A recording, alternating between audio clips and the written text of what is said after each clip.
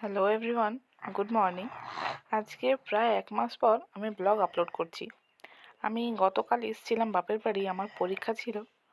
আর এদিকে মাম্মা সকালবেলা ওর মাসিমণিদের সাথে খেলা করতে করতে খাবার খেয়ে নিচ্ছিল। তারপরে বাপের বাড়ি থেকে বেরিয়ে গেলাম আমার শ্বশুরবাড়ি আসার জন্য। আর এইদিকে দেখো, ট্রেন পার হচ্ছে, রেলগেট বন্ধ। এটা হলো চিনপিনা রেলগেট, রঘুনাথপুর পেরিয়ে চিনপিনা। তারপরে আমি এদিকে আমার শ্বশুরবাড়ির গ্রামও ঢুকে গেলাম। এটা হলো আমাদের রাস্তাটা, আর দুই দিকে ক্ষেত, দেখতেই পাচ্ছ ধানগুলো কাটা হয়ে গেছে।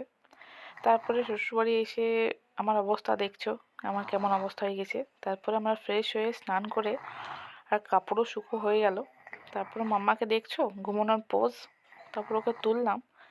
আর আজকে একটা বিয়ে বাড়ি আছে, তো বিয়ে বাড়ি যাওয়ার আগে আমার লুকটা একটু দেখে নাও কেমন আমি থাকি।